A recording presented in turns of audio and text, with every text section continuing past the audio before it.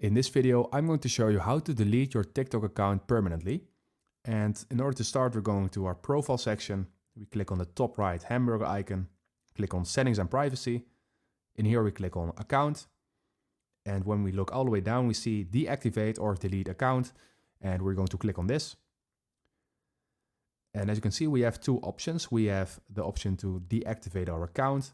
So you're going to basically make it unseeable for other people.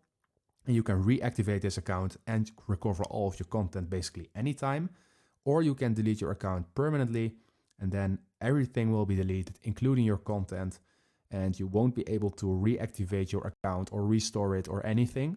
So when you want to delete it permanently, then you should click on the option down below, the delete account permanently. And when you want to do this, you basically click on this and now it will ask you what the reason is. You don't have to fill this in, you can also skip it.